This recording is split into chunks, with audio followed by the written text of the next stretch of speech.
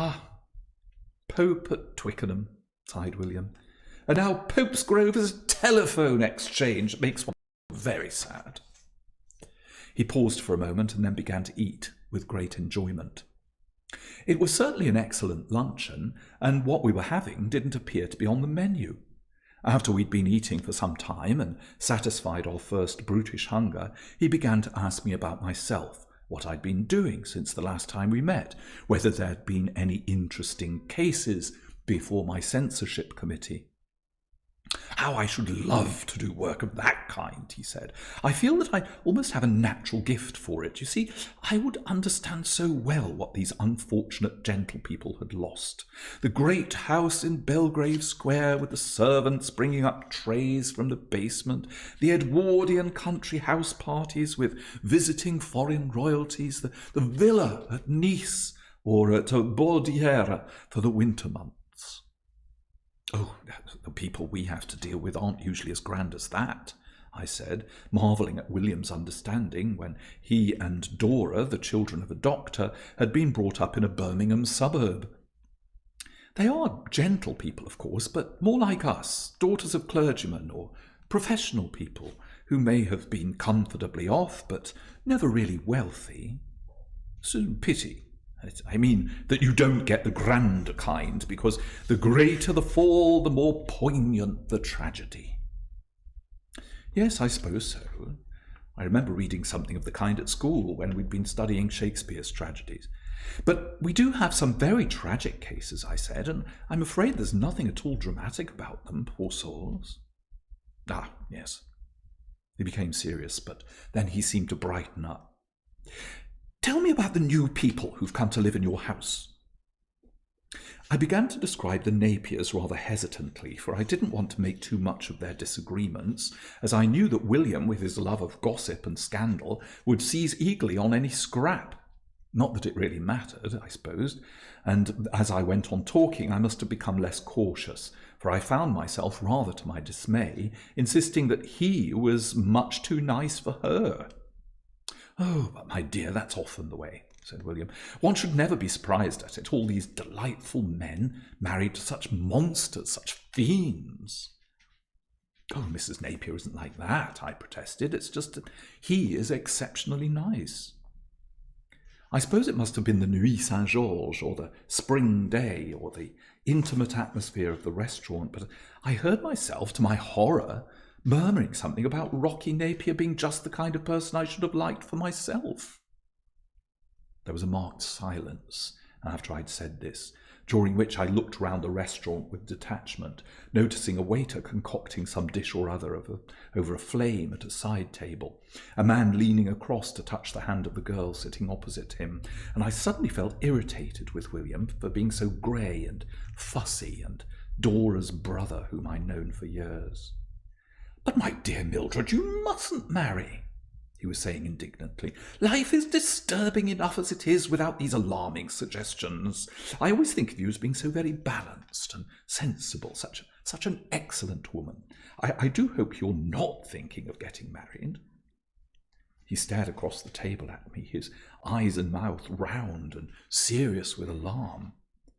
I began to laugh to break the unnatural tension which had arisen, and also at Dora's idea, which I believe she still cherished, that William and I might marry one day. "Oh, no, of course not," I said. "I'm so sorry if I alarmed you. I don't know anyone suitable to begin with." "What about the vicar?" asked William suspiciously. "Father Mallory? Oh, he doesn't believe in marriage for the clergy, and in any case he isn't really the kind of person I should want to marry," I reassured him. "Well, that's a relief," said William. "We, my dear Mildred, are the observers of life. Let other people get married by all means, the more the merrier." He lifted the bottle, judged the amount left in it, and refilled his own glass, but not mine. "Let Dora marry if she likes. She hasn't your talent for observation." I suppose I should have felt pleased at this little compliment, but I was somehow irritated.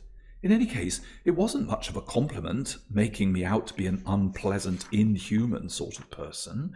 Was that how I appeared to others, I wondered? What news have you of Dora?" I asked, to change the subject. I'm afraid I owe her a letter." "Oh, a lot of news." He spread out his hands with an expansive gesture and leaned back in his chair. "Much seems to happen in that little world, and yet I suppose a girls' school has as much happening in it as most worlds, and the undercurrents are more deadly." "Oh, anything in particular?"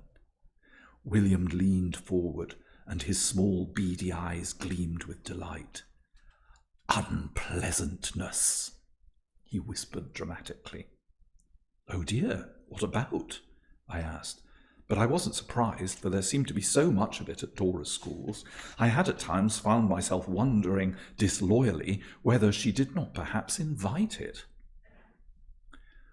"Something about the girls wearing hats in chapel, or not wearing hats, it doesn't really matter which.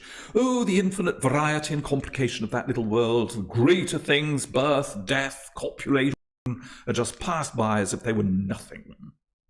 "Well, they don't really have things like that in a girls' school, at least not often," I said, my thoughts going back to an occasion in my own school days when a mistress had died and her coffin had been placed in the chapel, and then only death.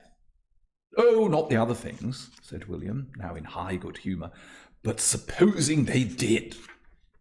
I stirred my coffee, feeling embarrassed, particularly because his voice had a penetrating quality. "Of course, Miss Prothero is rather difficult to get on with," I ventured. "I've only met her once, but she seemed to me the kind of person I shouldn't like to have to work with myself." "But poor Dora is so irritating too," said William. "I can never bear her for more than a weekend." We were standing outside on the pavement. After the warm, rosy glow of the restaurant, the fresh spring air was like another bottle of wine. There was a barrow full of spring flowers just opposite. "Oh, look, mimosa!" I exclaimed, though not with any hope that William would buy me any. "I must have some."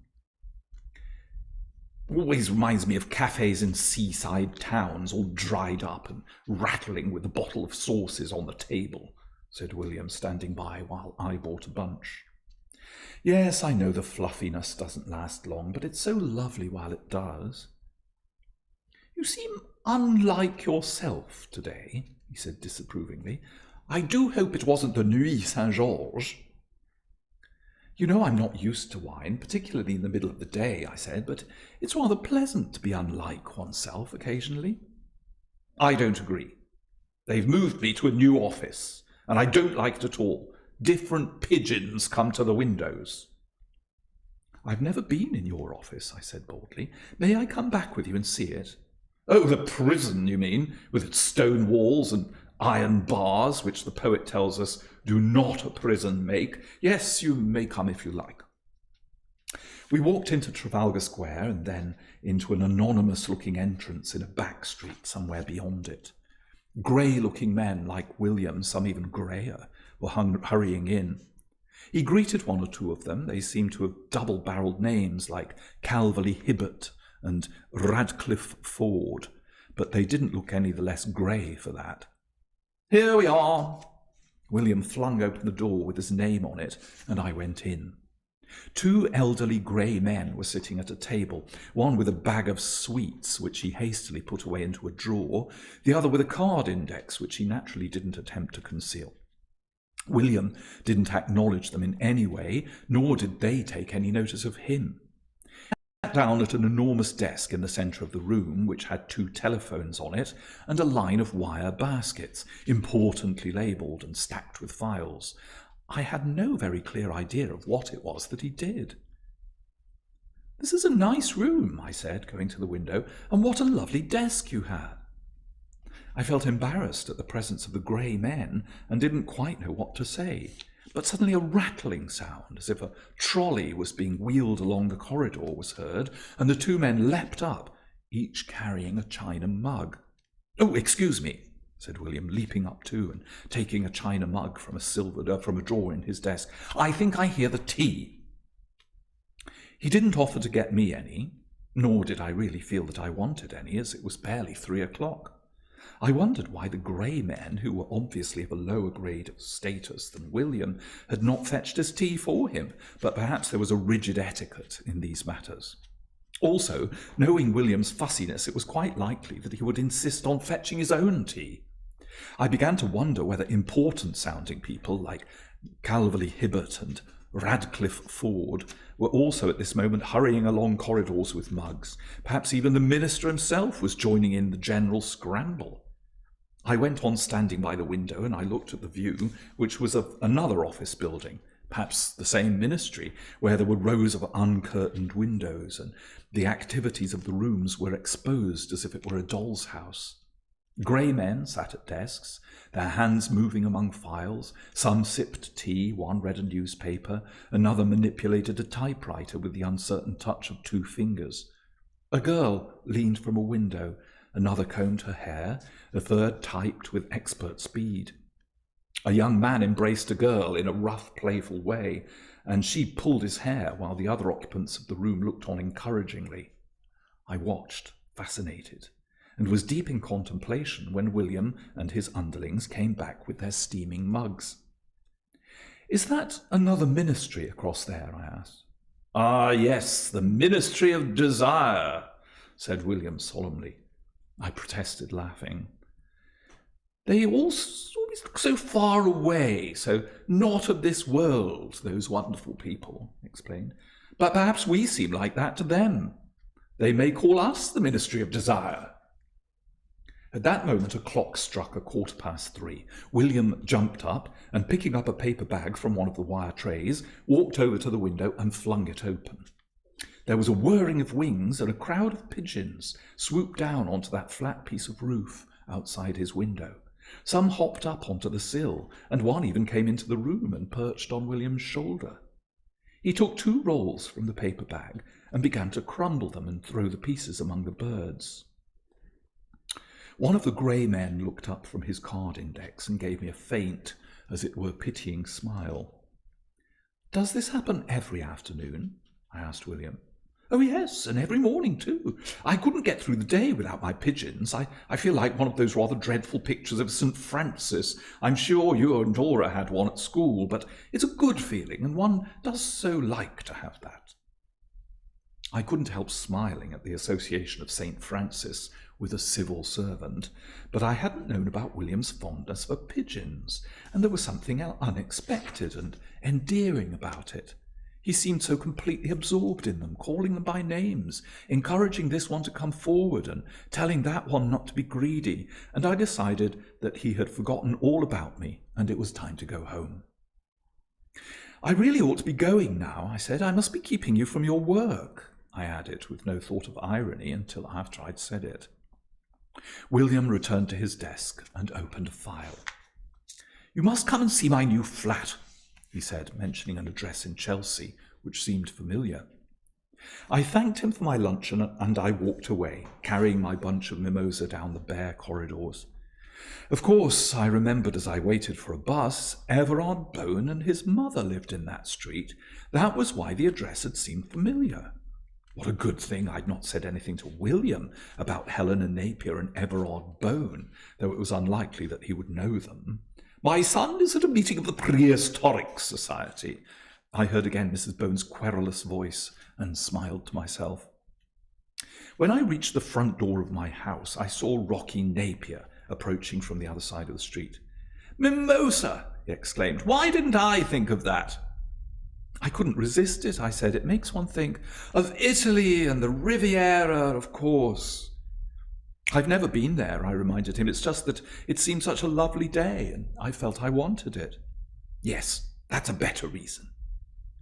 We walked upstairs together, and as we came to his door, some impulse made me unwrap the flowers. I saw that the bunch divided easily into 2 branches.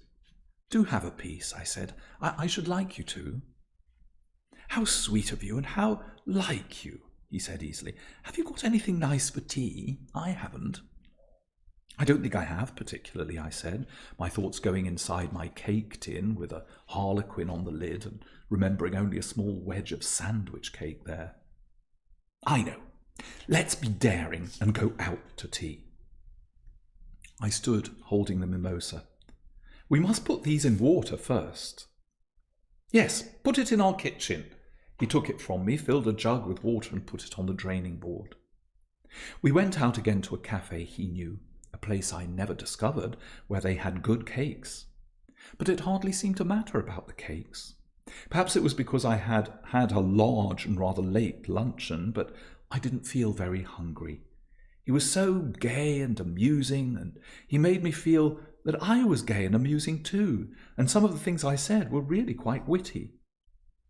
It wasn't until afterwards that I remembered the Wren officers. By that time it was evening, and I was back in my own kitchen, wondering what to have for supper. I suddenly realised, too, that we'd left all the mimosa in the Napier's kitchen. I could hardly go and ask him to give me back my half of it. Anyway, Helena had come in, and I could hear them laughing together. I shouldn't have gossiped to William in that naughty way, and in Lent, too. Served me right that I should have no mimosa to remind me of the spring day, but only a disturbed feeling which was most unlike me. There was a vase of catkins and twigs on the table in my sitting room. Oh, the kind of women who bring dry twigs into the house and expect leaves to come on them. Hadn't Rocky said something like that at tea? That's it for this evening. Thank you for joining us. Sleep well, sweet dreams, and I'll see you in the morning.